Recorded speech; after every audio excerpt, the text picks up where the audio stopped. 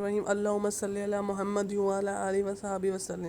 حضرت ابوبکر صدیق رضی اللہ عنہ کا معجمے کو جلا دینا۔ حضرت عائشہ رضی اللہ عنہ فرماتی ہے کہ میرے باپ حضرت ابو بکر صدیق رضی اللہ عنہ 500 حدیث کا ایک ذخیرہ جمع کیا تھا۔ ایک رات میں نے دیکھا کہ وہ نہایت بے چین ہے، کروٹیں بدل رہے ہیں۔ مجھے یہ حالت دیکھ کر بے چینی ہوئی، دریافت کیا کہ کوئی تکلیف ہے یا کوئی فکر کی بات سننے میں آئی ہے۔ عرض کی تمام رات اس بے چینی میں گزری ہے، اور صبح کو فرمایا کہ وہ حدیث جو میں نے تیرے پاس رکھوا رکھی ہے اٹھا لا۔ میں لے کر آئی، آپ نے ان کو جلا دیا۔ میں نے پوچھا یہ کیوں جلا دیا؟ ارشاد فرمایا کہ مجھے اندیشہ ہوا کہ کہیں ایسا نہ ہو کہ میں مر جاؤں اور یہ میرے پاس ہوں۔ ان میں دوسروں کی سنی ہوئی روایتیں بھی ہیں، ان میں معتبر سمجھا ہوا اور واقعہ ہے میں اور معتبر نہ ہوں، اس کی روایت میں کوئی گڑبڑ ہو جس کا وبال مجھ پر ہو۔ فائدہ: حضرت ابوبکر صدیق رضی اللہ عنہ کا یہ تو عالمی کمال اور شگف تھا کہ انہوں نے 500 حدیثوں کا ایک رسالہ جمع کیا، اس کے بعد اس کو جلا دینا یہ کمال احتیاط تھا۔ صحابہ کرام رضی اللہ عنہ کا حدیث کے بارے میں احتیاط کا یہی حال تھا، اسی وجہ سے اکثر صحابہ رضی اللہ عنہ بہت کم روایتیں نقل کی جاتی ہیں۔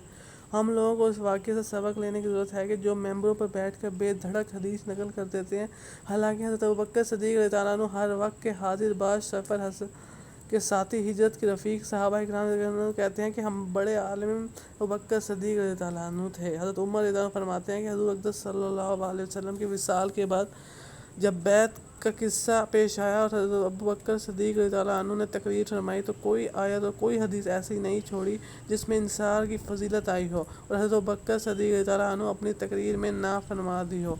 اس سے اندازہ ہوتا ہے کہ قرآن پاک پر کتنا عبور تھا اور حدیث کس قدر یاد تھی، مگر پھر بھی بہت کم روایتیں حدیث کی آپ سے منتقل ہیں۔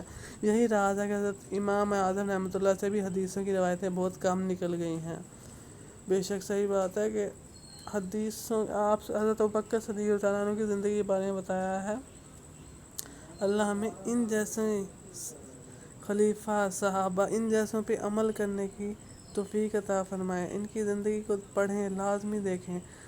ایسے کمال شخصیت، کمال عالم، اللہ ہمیں ان جیسے زندگی اپنانے کی توفیق دے، جو سنا پڑھا اس پہ عمل کرنے کی توفیق دے، اسے آگے پہنچانے کی بھی توفیق دے۔ آمین۔